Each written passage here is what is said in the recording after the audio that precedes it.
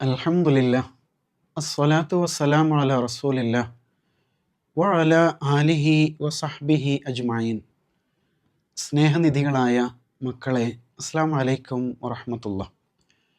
ഇന്നത്തെ ക്യൂ സ്പോട്ടിലേക്ക് എല്ലാവർക്കും ഹൃദ്യമായ സ്വാഗതം. നാം സൂറത്തുൽ ബയ്യിനയാണ് പഠിച്ചുകൊണ്ടിരിക്കുന്നത്. കഴിഞ്ഞ ക്ലാസ്സുകളിൽ സൂറത്തുൽ ബയ്യിനയിലെ 3 ആയത്തുകളുടെ ആശയങ്ങൾ നാം പഠിച്ചു കഴിഞ്ഞു. ഇന്ന് നമുക്ക് 4-ാമത്തെ ആയത്തിലേക്കാണ് പ്രവേശിക്കേണ്ടത്. ആരാണ് അൽ ബയ്യിന എന്നതാണ് കഴിഞ്ഞ ആയത്തുകൾ പഠിച്ചത്. ആ ബയ്യിന റസൂൽ സല്ലല്ലാഹു അലൈഹി വസല്ലമയാണ്. റസൂലിൻ്റെ മുഖ്യമായ ദൗത്യം വേദവാക്യങ്ങൾ ജനങ്ങളെ ഓതിക്കേൾപ്പിക്കുക, പഠിപ്പിക്കുക, അത് അവരുടെ ജീവിതത്തിൽ പരിശീലിപ്പിക്കുക എന്നുള്ളതാണ്. ഇനി പറയാൻ പോകുന്നത്, ഇങ്ങനെയൊരു പ്രവാചകൻ വന്നപ്പോൾ എന്തുകൊണ്ടാണ് നിലവിലുള്ള വേദക്കാർ അത് അംഗീകരിക്കാതിരുന്നത് എന്നതിനെക്കുറിച്ചാണ്. ശരിക്കും ഈ വേദക്കാരുണ്ടല്ലോ, നബി സല്ലല്ലാഹു അലൈഹി വസല്ലം വരുന്നതിന് മുമ്പ് ഒരു പ്രവാചകൻ വരാൻ പോവാണ് എന്ന് പ്രതീക്ഷിച്ചിരുന്നവരാണ്. കാരണം അവരുടെ വേദത്തിൽ ഇങ്ങനൊരു പ്രവാചകനെ കുറിച്ചുള്ള സൂചനകളുണ്ട്. പക്ഷെ വന്നപ്പോൾ അവർ പെട്ടെന്ന് കാലുമാറി. എന്താ കാരണം? അതിൻ്റെ കാരണം മറ്റൊന്നും ആയിരുന്നില്ല. പ്രവാചകൻ വന്നത് അവരുടെ വംശത്തിലും കുടുംബത്തിലും ആയിരുന്നില്ല എന്നുള്ളതാണ്. ഇബ്രാഹിം അലൈഹി ഇസ്ലാമിന് 2 വംശവും 2 കുടുംബ പരമ്പര ഉണ്ടായിട്ടുണ്ട് അല്ലേ? 2 വംശ പരമ്പര ഉണ്ടായി. ഒന്ന് ഇസ്ഹാഖ് അലൈഹി ഇസ്ലാമിൻ്റേതാണ്, മറ്റൊന്ന് ഇസ്മായിൽ അലൈഹി ഇസ്ലാമിൻ്റേതാണ്. ഇസ്ഹാഖ് അലൈഹി ഇസ്ലാമിൻ്റെ പരമ്പരയിലാണ് ഒരുപാട് പ്രവാചകന്മാർ വരുന്നത്. ഈസ അലൈഹി ഇസ്ലാം വരെയുള്ള പ്രവാചകന്മാർ, ബനി ഇസ്രായേൽ എന്ന് പറയുന്ന ഇസ്രയേൽ പ്രവാചകന്മാരൊക്കെ അവരിലാണ് വരുന്നത്. മറുവശത്ത് ഇസ്മായിൽ അലൈഹി ഇസ്ലാമിൻ്റെ പരമ്പരയിൽ കൂടുതൽ പ്രവാചകന്മാർ വന്നിട്ടില്ല. പക്ഷെ ഒടുവിൽ വന്ന പ്രവാചകൻ മുഹമ്മദ് നബി സല്ലല്ലാഹു അലൈഹി വസല്ലമയാണ്. അപ്പം തങ്ങളുടെ വംശത്തിലല്ല, കുടുംബ പരമ്പരയിലല്ല നബി സല്ലല്ലാഹു അലൈഹി വസല്ലം വന്നത് എന്നതിനാൽ പെട്ടെന്ന് അവർ കാലുമാറിയതാണ്. അങ്ങനെ അവർ പലതരം ചോദ്യങ്ങൾ ചോദിച്ചു. മക്കയിലെ അറബികളോട് ചോദിച്ചു നോക്ക്, മുഹമ്മദ് എന്ത് പറയും നോക്കാലോ എന്ന് പറഞ്ഞിട്ടുള്ള ചോദ്യങ്ങൾ. എങ്ങനെ ഒരു മനുഷ്യൻ പ്രവാചകനാവുക? മലക്കല്ലേ പ്രവാചകനാവേണ്ടത്? ഇനി അതല്ലെങ്കിൽ നീ എന്തെങ്കിലും അത്ഭുതങ്ങൾ കാണിക്കുക, ആകാശത്ത് നിന്നൊരു ഗ്രന്ഥം ഇറക്കി കൊണ്ടുപോവാ, ഈ കാണുന്ന മല പെട്ടെന്ന് സ്വർണ്ണ മലയാക്കി മാറ്റോ, ഇങ്ങനെയൊക്കെ പറഞ്ഞിരുന്നു. അതൊക്കെ എന്തിനാണ്?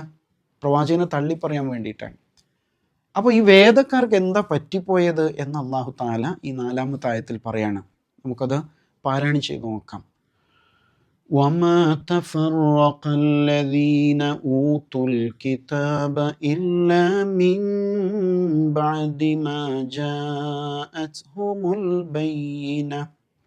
വമാ ഇല്ല, തഫറഖ ഭിന്നിച്ചു, വമാ തഫറഖ ഭിന്നിച്ചിട്ടില്ല, അല്ലദീന ഒരു വിഭാഗം, ഊത്തുൽ കിതാബ് വേദം നൽകപ്പെട്ടവർ. അൽ കിതാബ് നേരത്തെ വന്നു അല്ലേ? നേരത്തെ അഹ്ലുൽ കിതാബ് എന്നാണ് വേദക്കാരെ കുറിച്ച് പറഞ്ഞത്. ഇവിടെ വാക്കൊന്ന് മാറ്റിയിട്ടുണ്ട്, ഊത്തു എന്നാണ്.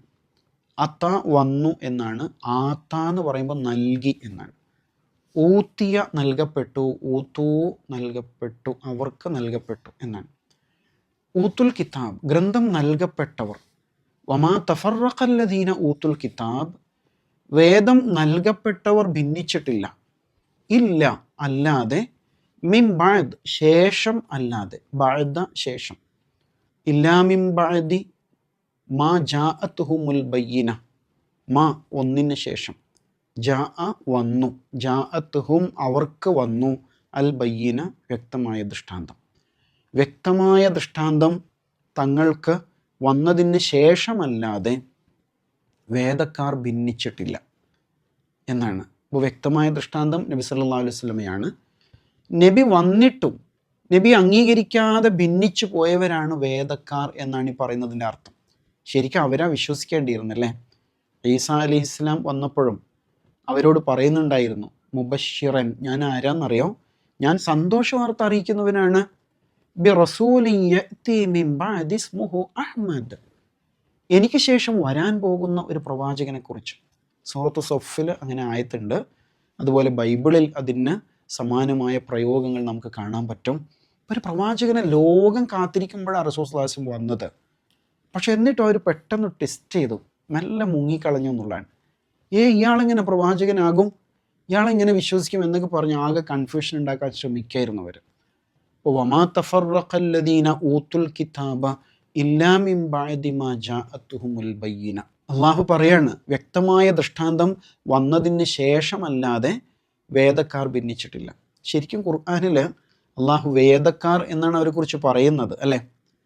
ശരിക്കും അവർ ഈ വേദഗ്രന്ഥത്തിൻ്റെ കൽപ്പനകളിൽ നിന്നൊക്കെ ഒരുപാട് അകന്നു പോയിട്ടുണ്ടായിരുന്നു അല്ലേ. അപ്പോൾ നിങ്ങൾ ആലോചിച്ച് നോക്കൂ, ഈസ അലൈഹിസ്ലാമിനെ ക്രൈസ്തവ സമൂഹം എന്താ പറയാം, അവർ ഈസ അലൈഹി ഇസ്ലാമിനെ ദൈവമാക്കി മാറ്റിയിരിക്കണം, അല്ലെങ്കിൽ ദൈവപുത്രനാണെന്ന് പറയുന്നു അല്ലേ. ആലോചിച്ച് നോക്കൂ. അതേപോലെ തന്നെ യഹൂദ വിഭാഗം ഉസൈർ എന്ന മഹാനെ ദൈവപുത്രൻ എന്ന് വിളിച്ചതായിട്ട് ഖുർആൻ പറയുന്നുണ്ട്. അതുപോലെ അള്ളാഹുവിൽ ത്രിയേകത്വം ആരോപിച്ചു അവർ. അള്ളാഹു ഏകനല്ലേ, പക്ഷെ അവരെന്ത് പറഞ്ഞു, പിതാവ്, പുത്രൻ, പരിശുദ്ധാത്മാവ്. പിതാവ് അള്ളാഹു ആണ്, പുത്രൻ ഈസാ നബിയാണ്, പരിശുദ്ധാത്മാവ് ആരാണ്, ജിബ്രീലാണ്, മലക്ക് ജിബ്രീൽ അലൈഹിസ്ലാമാണ്. ഇത് മൂന്നും കൂടിയ ഒന്നാണ് ദൈവം എന്ന് പറഞ്ഞു. ഇങ്ങനെയൊക്കെ ഒരുപാട് അബദ്ധങ്ങൾ കാണിച്ചു. പക്ഷെ എന്നിട്ടും അള്ളാഹു അവരെ വിളിക്കുന്നത് അഹ്ലുൽ കിതാബ്, വേദക്കാർ എന്ന് തന്നെയാണ്. ഇവിടെ വേദം നൽകപ്പെട്ടവർ എന്ന് വിളിച്ചിരിക്കുന്നു അല്ലേ. കുറച്ചൊരു ഗ്യാപ്പ് ഇട്ടിട്ടാണ് ആ വിളി. അവരെന്നിട്ടും നന്നായില്ലല്ലോ എന്ന് പറയാൻ വേണ്ടിയിട്ടാണ്. അപ്പോൾ ഇവരിങ്ങനെ വഴിതെറ്റിപ്പോയത് പ്രവാചകൻ വരാത്തത് കൊണ്ടൊന്നുമല്ല. പ്രവാചകൻ വന്നു, വിശുദ്ധ ഖുർആനിലൂടെ കാര്യങ്ങൾ പറഞ്ഞു, അവർക്ക് വഴി തെറ്റിയിരിക്കുന്നു എന്ന് പറഞ്ഞു കൊടുത്തു.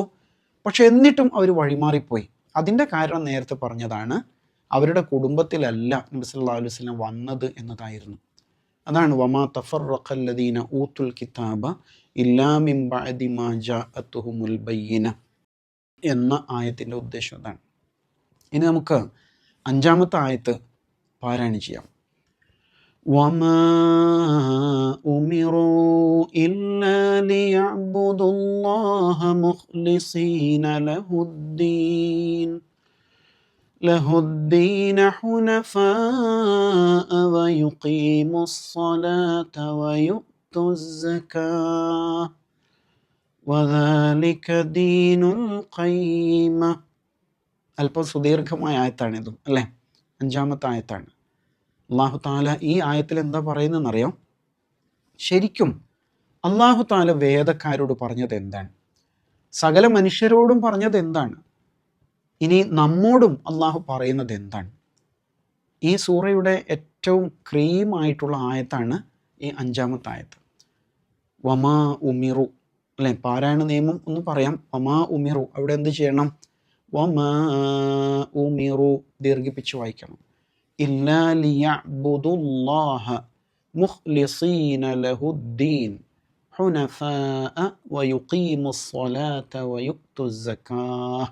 ഹായിൽ അവസാനിക്കണം, സകാത്ത് എന്ന് പറയരുത്. വദാലിക ദീനുൽ ഖയ്യിമ. അർത്ഥം ശ്രദ്ധിക്കാം. വമാ ഉമിറു, വ അതോടൊപ്പം മാ ഇല്ല, അമറ കൽപ്പിച്ചു, ഉമിറ കൽപ്പിക്കപ്പെട്ടു.